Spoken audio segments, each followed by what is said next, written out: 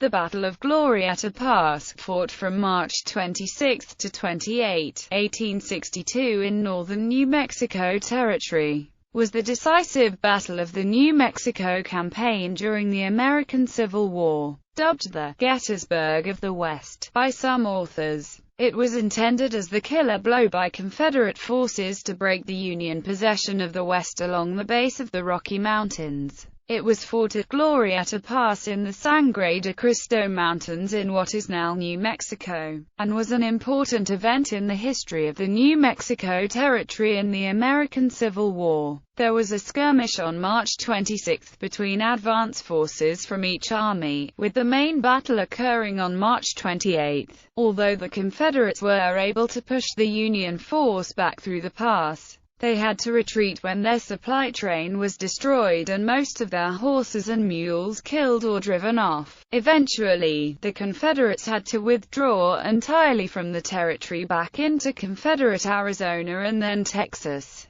Glorieta Pass thus represented the climax of the campaign. New Mexico Campaign. The Confederacy had organized the Confederate Arizona Territory in 1862, a claim that included the southern halves of modern Arizona and New Mexico. After secession moves by residents, the territory had its capital at Mesilla, outside modern Las Cruces. The strategic aim was to capture the gold and silver mines in California and Colorado Territory and the ports in Southern California. The commanders of the New Mexico Campaign were the Confederate Brigadier General Henry Hopkins Sibley, and the Union Colonel Edward Canby. Sibley, whose mission was to capture Fort Craig, outmaneuvered Canby at the Battle of Val Verde in February and drove Canby back to his fort, but failed to force Canby's surrender. Instead, Sibley bypassed the fort, and advanced up along the Rio Grande Valley to seize Santa Fe. On March 10,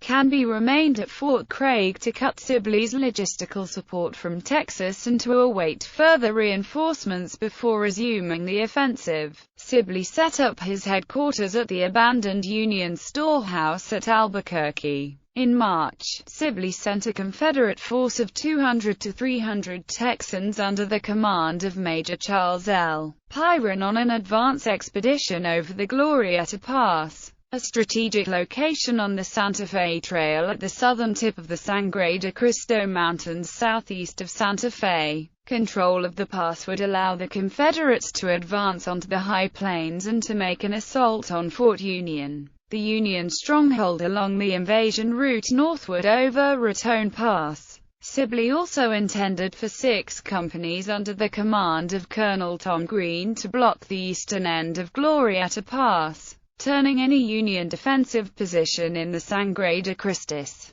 battle. The Confederates were led by Charles L. Pyron and William Red Scurry. During the battle on March 26, Pyron had his battalion of the 2nd Texas Mounted Rifles, 4 companies of the 5th Texas Mounted Rifles under Major John Shropshire, and 2 cannons. Scurry's force included 9 companies of the 4th Texas Mounted Rifles under Major Henry Wragge, 5 companies of the 7th Texas Mounted Rifles under Major Powhatan Jordan, and 3 additional cannons. The Union forces were led by Colonel John P. Slough of the 1st Colorado Infantry, with units under the command of Major John M. Chivington. In the action on March 26, Chivington had 3 infantry and 1 mounted companies of the 1st Colorado and a detachment of the 1st and 3rd U.S. Cavalry regiments. During the main battle on the 28th, Slough commanded, in person, 9 companies of the 1st Colorado, a detachment from the 1st, 2nd, and 3rd U.S. Cavalry regiments, and 2 artillery batteries.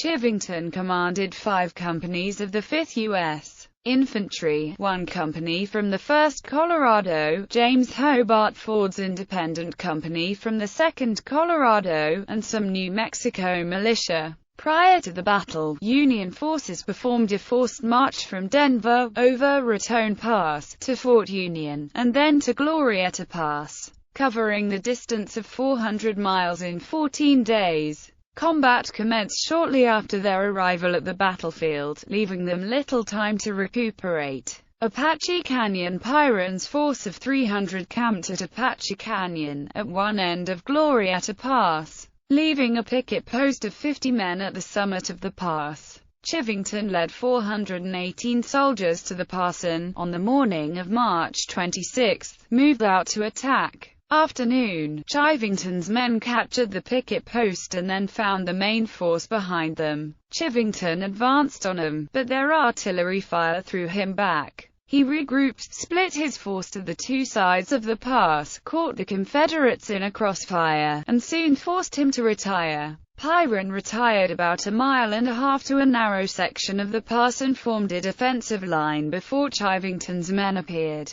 The Union forces flanked Pyrrhon's men again and punished him with enfilade fire. Pyrrhon ordered another retreat, but the withdrawal of the artillery caused the Confederates to become disorganized and start fighting in separate clusters of men. Chivington ordered a mounted Colorado company to make a frontal charge against the artillery. This charge succeeded in capturing several Confederates and scattering the rest. Not knowing if Confederate reinforcements were nearby, Chivington then retired and went into camp at Kozlowski's ranch to await Slough with the main body. His small victory was a morale booster for Slough's army. No fighting occurred the next day as reinforcements arrived for both sides. Scurry's troops arrived at 3 a.m. on March 27, swelling the Confederate force to about 1,100 men and 5 cannons. As senior officer present, Scurry took command of the entire Confederate force. Thinking that Slough would attack again and expecting Greene to arrive in the Union rear at any time, Scurry chose to remain in place for the day, digging rifle pits. Slough arrived early in the morning of March 28 with about 900 more men, bringing the Union strength to 1,300.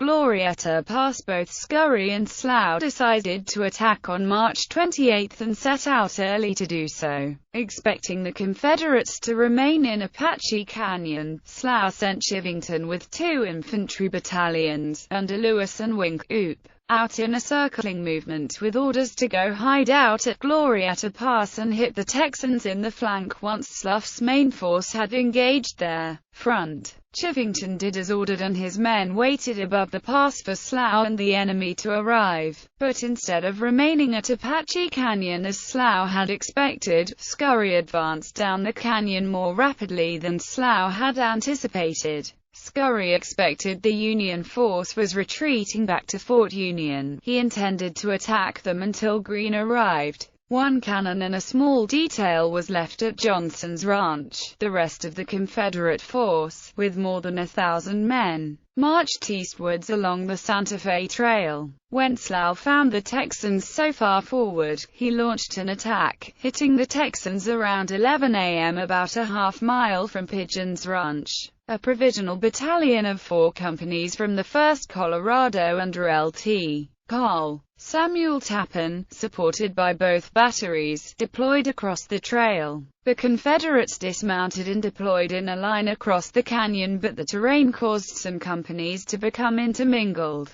Tappan was initially successful in holding his ground for a half-hour, but the Confederates' numerical superiority enabled them to outflank the Union line by noon. The Federals were thrown back in confusion before taking position around the adobe ranch buildings. Slough reformed his men a few hundred yards closer to Pigeon's Ranch, with 4 companies under Tappan and an artillery battery on a hill to the left. The other battery supported by 2 companies in the center across the road, and the other 2 companies on the ridge to the right. Scurry then launched a 3-pronged attack on the Union line. Pyrrhon and Wragge were ordered to attack the Union right, Shropshire the Union left, with the remainder of the Confederate force under himself attacking the Union center, supported by the artillery. The attack on the Union left was routed, with Shropshire killed. The attack in the center stalled, while the artillery was forced to withdraw after 1 cannon was disabled and a limber destroyed. The attack along the line then stalled, with the Confederates fighting by squads, with a desperation unequaled by any engagement of the war. At around 3 p.m., the Confederates managed to outflank the Union right, but Raguet was mortally wounded. This made the Union position untenable, forcing Slough to order a retreat. Tappan organized the companies on the left flank into a rear guard. Slough then reformed his line a half-mile east of Pigeons Ranch, where both sides skirmished until dusk. Slough retreated back to Kozlowski's ranch, leaving Scurry in possession of the field. In 1987, 2 Confederate burial sites were discovered at Pigeons Ranch. One was a solitary grave of Shropshire and the other was a mass grave of 30 Confederates. Only Shropshire and 5 others could be positively identified. Johnson's Ranch. Meanwhile, the leader of the New Mexican Volunteers, Lt. Col. Manuel Chavez of the 2nd New Mexico Infantry, informed Chivington that his scouts had detected the Confederate supply train nearby at Johnson's Ranch. After watching them for an hour, Chivington's force descended the slope and attacked, routing or capturing the small baggage guard with few casualties on either side. They then looted and set afire 80 supply wagons and spiked the cannon, and either killed or drove off 500 horses and mules before returning to Kozlowski's ranch. With no supplies with which to sustain his advance, Scurry had no choice but to retreat to Santa Fe, the first step on the long road back to San Antonio, Texas. The Federals thereby stopped further Confederate incursions into the Southwest. Glorieta Pass was the turning point of the war in the New Mexico Territory. One of Chavez's scouts was Anastasio Duran. Duran was stationed with the Union Army at Fort Union. He was a resident of Chaparrito, New Mexico. Duran was considered a Comanchero by U.S. Army officers, and was renowned for his hunting skills. He was intimately familiar with the terrain. Duran was the lead scout that led Union forces to attack Confederate forces behind Confederate lines at the Battle of Glorieta Pass. Parts of the battlefield are preserved in Pecos National Historical Park. Controversy. Many New Mexicans disputed the view that Chivington was the hero of Johnson's Ranch. Some Santa Feans credited a Bureau of Indian Affairs official, James L. Collins, with suggesting the roundabout attack on the supply train. The truth is that Chivington had been sent out in the hope of making a flank attack, and the discovery of the supply train was a lucky accident.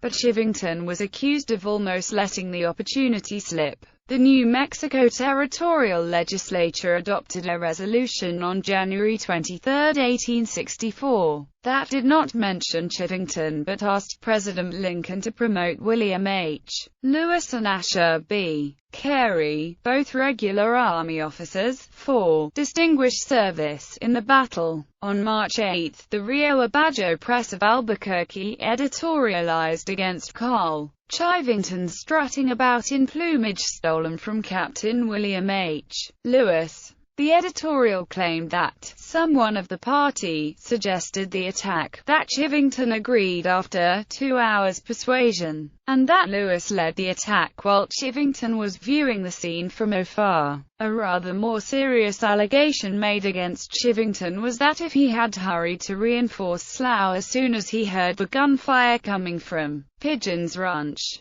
his 400 men might have swung the battle in favor of the Federals, especially if he had led them against Scurry's flank, as ordered. Effects of the Federal victory. In the end, the Battle of Glorieta Pass proved remarkably important. First, despite the fact that the Confederates took the field, they were forced to retreat back to Santa Fe due to the destruction of their supplies and eventually abandon New Mexico Territory. Second, the battle at Glorieta foiled Sibley's plan to obtain his key objective, the capture of the major Federal base at Fort Union. The fall of Fort Union would have broken Federal resistance in New Mexico, and compelled Union forces to retire north of Raton Pass and back into Colorado Territory. In the end, the dreams of a Confederate stronghold in the Southwest were impractical. New Mexico did not provide enough food or sustenance for any prolonged Confederate occupation. Furthermore, the approach of the Federal California column eastward through the New Mexico Territory during the summer of 1862 would have seriously jeopardized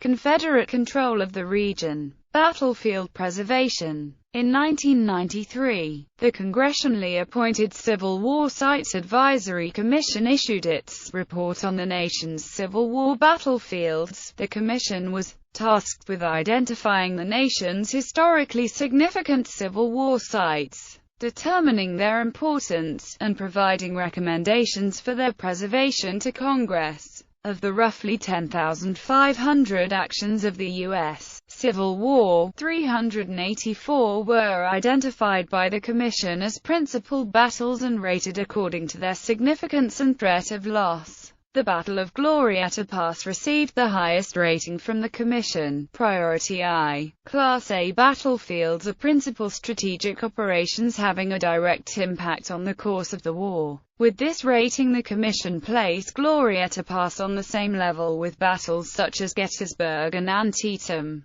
The Priority I rating identified Glorieta Pass as being not only one of the most important, but also one of the most highly endangered battlefields in the country. Only 10 other battlefields received the Priority I rating. The Commission recommended that Congress focus its preservation efforts on Priority I, nationally significant battlefields. Since 1993, portions of the Glorieta Pass battlefield have become a unit of the National Park Service. The Glorieta Pass unit comprises roughly 20% of the total battlefield. The remaining 80% is in private ownership.